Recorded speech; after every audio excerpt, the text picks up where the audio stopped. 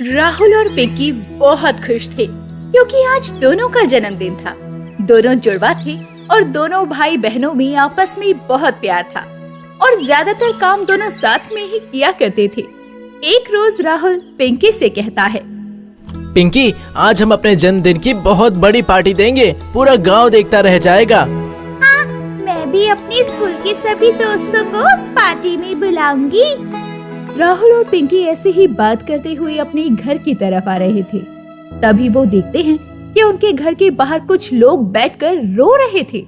जैसे ही वो दोनों अपने घर के पास जाते हैं तो उनके पैरों तले जमीन ही खिसक जाती है।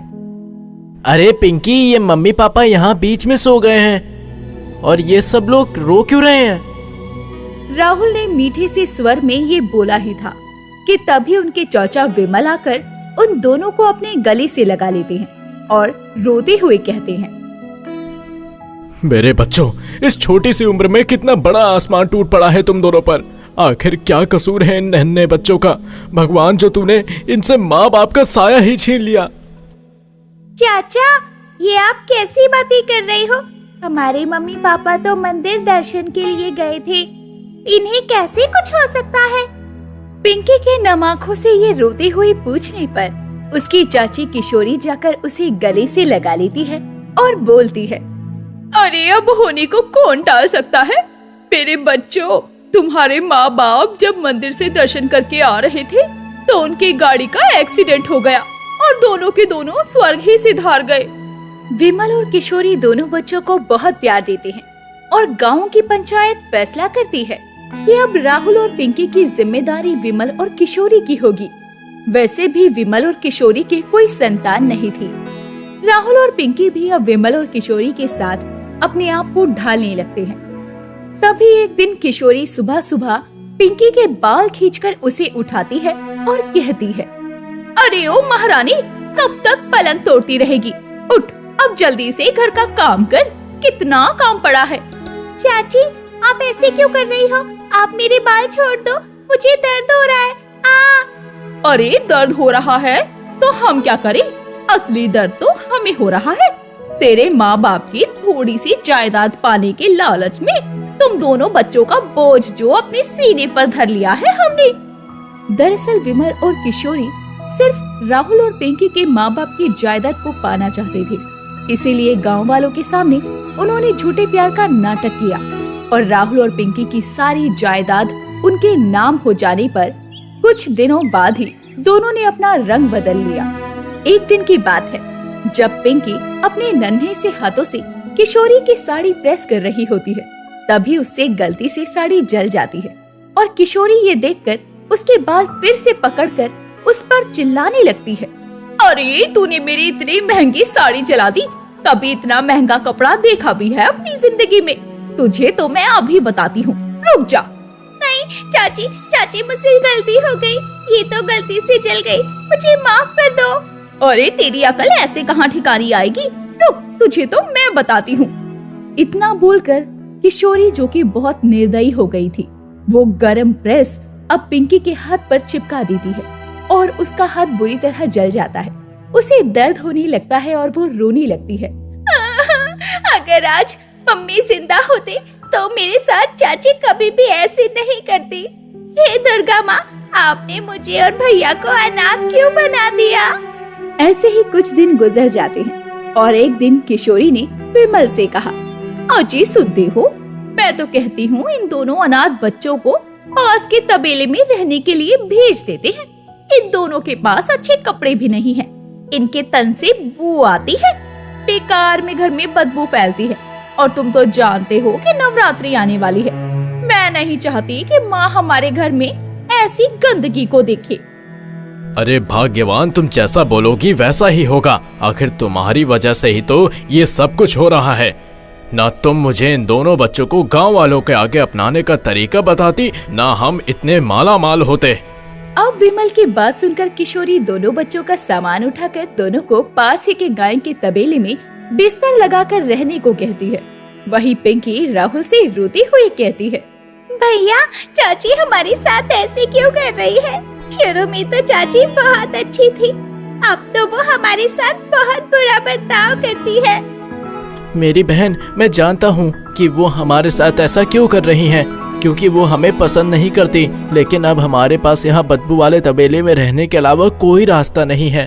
अब राहुल और पिंकी उस तबेले में ही अपने बिस्तर पर सोने की कोशिश करते हैं, लेकिन वो बहुत ज्यादा गंदा हो चुका था, जिसके बाद वो तबेले में पड़ी हुई घास को बिछाकर ही उस पर सो जाते हैं। उनकी चाची जब गाय को रोटी डालने आती तो उन्हीं में से रूखी सूखी बची हुई बासी रोटी दोनों बच्चों को भी खिला दिया करती।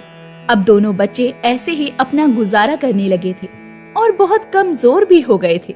यूं ही कुछ दिन गुजरते हैं और धीरे धीरे विमल और किशोरी उन्हें खाना देना भी बंद कर देते हैं। तभी पिंकी रोते हुए गांव में भटक रही होती है और एक औरत उसके पास आकर कहती है, क्या हो गया बच्ची, तुम इतना रो क्यों रही हो?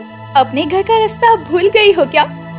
नहीं आंटी, मुझे मेरे घर का रास्ता याद है। मुझे भूख लगी थी तो मैं कुछ खाने के लिए निकली थी, क्योंकि मेरी चाची ने बोला है कि वो मुझे रात से पहले कुछ भी खाने को नहीं देगी। बड़ी ही निर्दयी है तुम्हारी चाची। एक काम करो, मेरे साथ मेरे घर चलो। आज नवरात्रि का पहला दिन है। मेरे घर में कुछ फल और पकवान रखे हैं, वो तुम खा लो। वैसे भी छोटी बच्चियां तो माता रानी का रूप होती हैं। तुम्हें खिलाऊंगी तो माता रानी भी मुझसे खुश होंगी। पिंकी उस औरत के साथ चली जाती है और वो औरत उसे बहुत अच्छा खाना खिलाती है, जिसके बाद थोड़ा खाना पिंकी अपने हाथ में छुपा लेती है तो वो औरत उसे देख लेती है। अरे तुम ये क्या कर रही हो? तुम खाना खा तो रही हो, फिर खाना छुपा क्यों रही हो? आंटी, मेरा भाई भी तो भूखा है, उसने भी सुबह से कुछ नहीं खाया। ये खाना मैं उसके लिए लेकर जा रही हूँ। ये बात सुनकर उस औरत की आंखें नम हो जाती है और वो पिंकी के लिए थोड़ा खाना पैक कर देती है और कहती है, ये लो बच्ची, ये खाना अपने भाई के लिए ले जाओ और अब से तुम रोज यही खाना खाने आ जाया करना। मैं तुम्हें और तुम्हारे भाई दोनों को खाना खिला दिया करूंगी। पिंकी खुशी खुशी घर आ जाती है और नवरात्रों के पूरे दिन राहुल पिंकी उस औरत के घर पर खाना खाने जाया करते। वहीं दूसरी तरफ किशोरी और विमल भी अपने बड़े से घर में माता रानी की पूजा कर रहे थे और किशोरी विमल से कहती है, अजय देखना, माता रानी जल्दी ही मेरी पुकार सुन लेगी और हमारे घर में लड्डू गोपाल या माँ दुर्गा जरूर आएंगी। ऐसे ही नवरात्रि के सारे दिन बीत जाते हैं। अब जैसे ही राहुल और पिंकी उस औरत के घर खाना खाने जाते हैं तो देखते हैं कि उस औरत का घर ही वहाँ नहीं था। ये देखकर दोनों को बड़ी हैरानी होती है और पिंकी रोने लगती है। लगता है भैया, या तो हम उन आंटी का घर भूल गए या फिर वो यहाँ से कहीं चली गई। देखो तो वो यहाँ पे है ही नहीं। पर पिंकी, अगर वो कहीं गई होती तो उनका घर थोड़ी ना गायब होता। भैया, अब हम क्या खाएंगे? हमारे पास तो खाने के लिए कुछ भी नहीं है। पिंकी और राहुल रोते रोते घर आ जाते हैं और रात के समय सोने ही वाले होते हैं कि तभी उनके तबेले में एक औरत आती है। वो औरत वही आंटी थी जो कि उन्हें खाना खिलाया करती थी।